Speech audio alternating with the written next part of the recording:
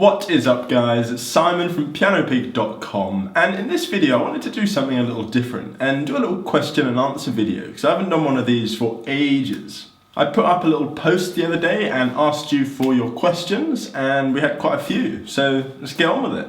So the first question is from just a lefty who plays on righty instruments. Who's your favourite jazz musician and how did it influence your music? Ooh, that's a tricky question. My favourite jazz musician would probably be like Bill Evans. I'm a really big fan of Bill Evans because mainly of his ability of like be able to touch and feel. Transcribing some of his music taught me so much about touch and feel and emotion. Yeah, either Bill Evans or maybe like Red Garland. I've transcribed so many of his solos and he's taught me so much jazz vocab. But he's more recent in my life, I'd say probably Bill Evans is my #1 jazz musician. Okay, question 2. From the Random Videos channel, what are the main things required to get jazzy? I love that, to get jazzy.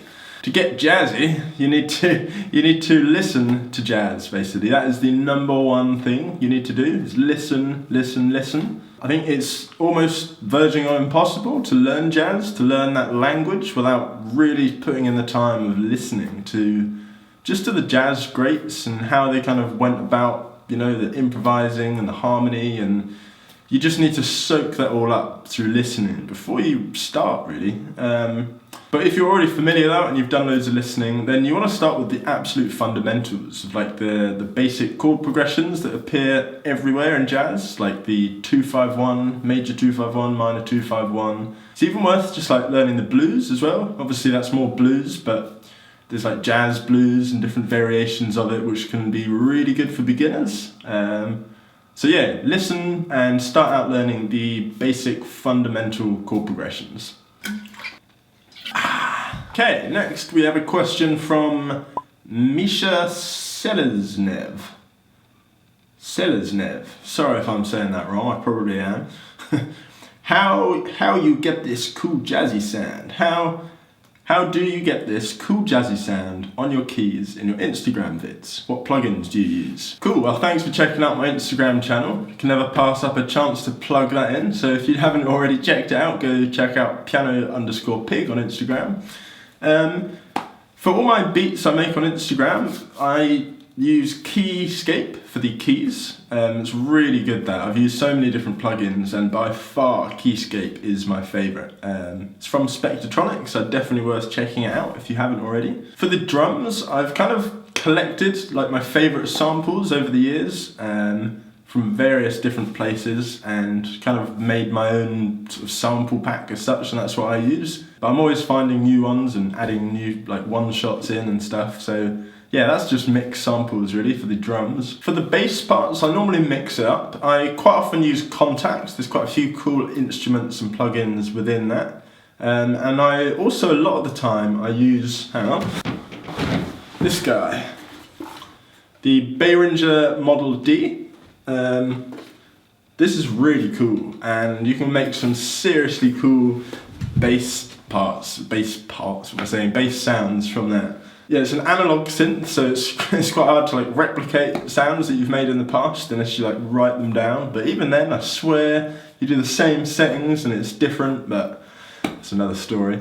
But yeah, that's a really cool synth, and I've definitely made some of my favourite bass sounds from that. I've been thinking about trying to use the Trillion plugin from Spectratronics. I've never used that, so if anyone's watching this and you've used Trillion, let me know how it is, because I'm really interested to try that out. It looks awesome, and I'm a big fan of Spectratronics. And yeah, that's most of the kind of virtual instruments I use for my Instagram videos. I use a lot of stock plugins, and there's a few other plugins I use, but you don't really need all of that. Just get Logic and all the stock plugins in Logic, and that will give you so much to play around with. Okay, question.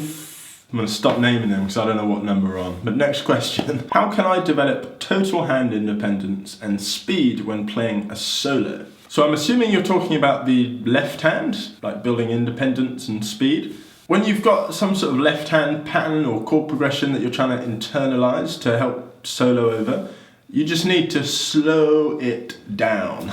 Just slow it down. That is the number one thing to remember that most people fail to do. You need to slow it right down to actually just give your brain the chance to take it in, soak it in, and internalize it. You also need to be really patient and basically just play it over and over and over again. So yeah, slow it down, play it over and over again, and be patient, and you'll get there.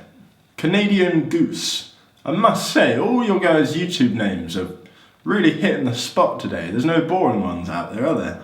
Alright, for you, is transcribing solos / melodies one of the best ways to gain jazz vocabulary? Yes, I'd say absolutely. For me, that's probably the number one thing. I transcribe on a daily basis, and yeah, I mean, it just gives you an insight into the jazz greats' mind and how they're thinking about what they're playing. You know, jazz is quite literally a language, so you need to an extent, you need to listen and copy what people are doing, and take that, internalize it, and then use that to create your own kind of language and be able to speak yourself. So absolutely, it gives me so many creative ideas that I wouldn't otherwise come up with. I think if you want to be a jazz musician, it's absolutely essential to transcribe the greats. I also highly recommend using the program Transcribe. This isn't a sponsor, it's just a really good bit of software that makes it so much easier. PianoPig members get 10% discount. Can't pass up a chance to shamelessly plug that in. So the answer to your question is yes. Transcribe, I do it every day, and if you want to develop your language, I definitely recommend you do it as well. From some Chinese symbols, Valentine, your favourite song. My favourite song, that's always a tough question. It's an impossible question really, it changes all the time. My favourite song, probably be some sort of D'Angelo or something, like John's in My Bonds, D'Angelo, I've been listening to that a lot recently. But to be honest, it's an impossible question because my favourite song, there's so many and they're always changing. But yeah, did quite a good job answering that, I think. Okay, from S. Vid. I'm not even going to try pronouncing that one, I'm afraid. I'm just going to do it wrong. Why make a chord stretch over 2 or more octaves and make them seem more complicated to learn?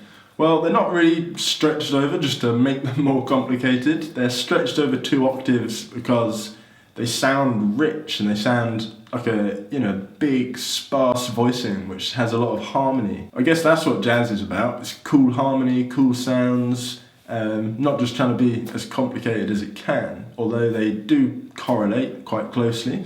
But yeah, big voicings like the Kenny Barron voicing or something like that, stretching over a wide span of notes just gives you so many more options to kind of manipulate the harmony within that. So yeah. And then we have a couple more questions I want to answer from Instagram. Alright, one question from RetroCat, who is a member of PianoPig Academy, which if you haven't heard of, it's the best place around, I've heard. Why are the 3rd and 7th the most important notes of any chord? The 3rd and 7th are the most important chord tones because they are the ones that kind of define the chord. The 3rd, for example, is the defining factor in what makes a chord major or minor. That is the note. If you take the 3rd out, it can't be major or minor. So that's why the 3rd is important. And then the 7th, it's the same thing really. It's what defines a 7th chord between, a major 7 or a dominant 7. The only difference is the 7.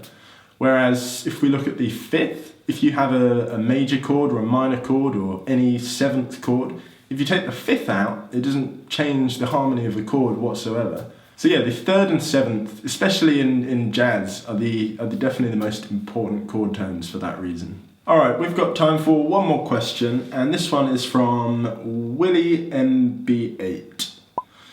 Can you give any advice on finishing songs? Finishing songs is such a big problem that so many people deal with, including myself. I don't know how many songs I've got on my computer that are just little beats that I've never finished. I think some tips to help finish them are, one is to try and make the whole song as quick as possible, because quite often If you've spent ages on the beginning bit and you've got that initial kind of motivation and inspiration of this new song that you've made, by the time you get to the end, you've kind of lost that. So you kind of lose a bit of inspiration for new ideas on how to finish it.